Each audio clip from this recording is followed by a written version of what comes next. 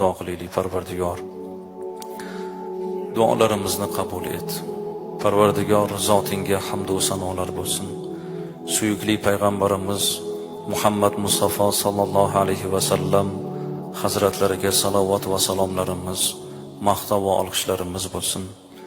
Parvardigor zotinga shukronalarimiz bo'lsin. Sen bizga iymon berding, ibodatingga loyiq ko'rding. Tabarruk yurt, ulug' xalqning farzandi qilding.